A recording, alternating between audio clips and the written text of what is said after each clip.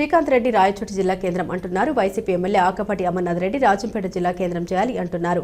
YCP నాయకులు స్పష్టంగా ప్రజలకు చెప్పాలని టీడీపీ సీనియర్ నాయకుడు మాజీ రాష్ట్ర కల్లుగీత డైరెక్టర్ కొమర వెంకట నరసయ్య అన్నారు. ఒంటిమిట్ట హర్త హోటల్లో మీడియా సమావేశం నిర్వహించి ఒంటిమిట్ట సిద్ధవటం మండలాన్ని కడపలో విలీనం చేయాలని వెంకట నరసయ్య మరో టీడీపీ నాయకుడు ఆర్ఎంపీ డాక్టర్ శివకుమార్ అన్నారు.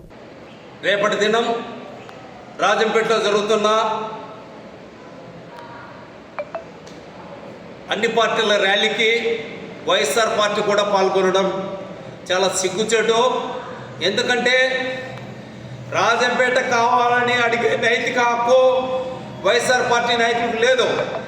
అన్నమయ్య జిల్లా పేరుతో గడిచిన ప్రభుత్వం రాజంపేట కేంద్రం కాకుండా రాయచోటికి మార్చినప్పుడు వీళ్ళు నోరు మూసుకొని చెవులు మూసుకొని ప్రజాస్పందన గ్రహించకుండా మిన్నకుండిపోయినారు. కారణం ఏమంటే మిథున్ రెడ్డికి భయపడిన వీళ్ళు అప్పటి ఎమ్మెల్యే కావచ్చు లేదా జడ్పీ చైర్మన్ కావచ్చు రాజంపేట నియోజకవర్గంలో కానీ లేదా కోడూరు నియోజకవర్గంలో కొరమట్ల శ్రీనివాసులు కానీ ఒక్క మాట మాట్లాడిన పాపాన పోలాయిలు వీళ్ళు ఈరోజు కోడూరు కొరమట్ల రాజంపేటలో ఆకేపాటి రాయచోట్లో శ్రీకాంత్ రెడ్డి రాయచోటి కేంద్రంగా కొనసాగాలని చెప్పి శ్రీకాంత్ రెడ్డి జిల్లా ప్రముఖ నాయకుడు ఒక పక్క మీ మైకులు 100 మైకులు పెట్టుకొని మాట్లాడుతున్నాడు.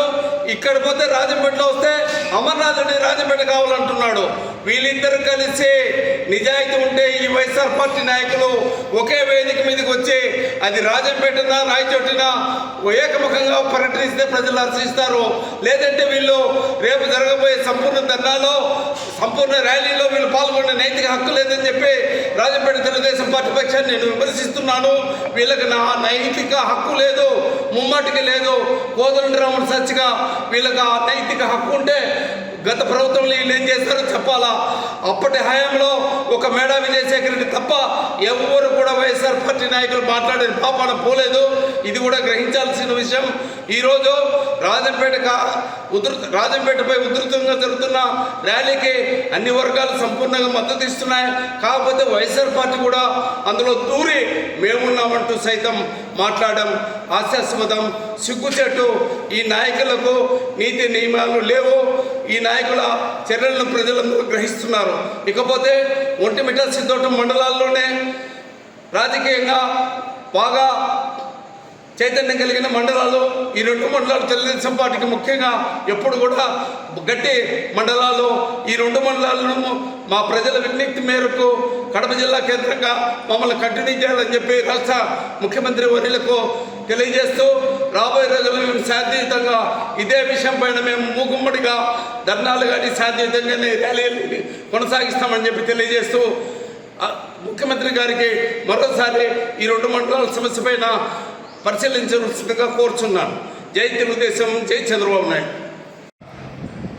గతం నుంచి ఉన్న విధంగా ఒంటిమిట్ట సిద్ధవటం మండలాలను కడప జిల్లా యథాస్థితి కొనసాగిస్తూ కడప జిల్లాలో కొనసాగించాలా. రాష్ట్రంలో అతి ముఖ్యమైన రామాలయం ఒంటిమిట్టలోనే ఉంది.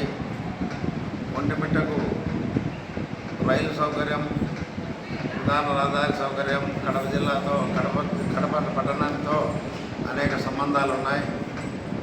ఈ జిల్లాను ఈ ఒంటిమిట్ట సిద్ధవటం మండలాలను దయచేసి కడప జిల్లాను కొనసాగించవలసిందిగా ఈ మండల ప్రజల గట్టి ఆకాంక్ష. ఈ ఆకాంక్ష మేరకు కడప జిల్లాలోనే ఈ ఒంటిమిట్ట మండలాన్ని కొనసాగించాల్సిగా కోరుతున్నాను.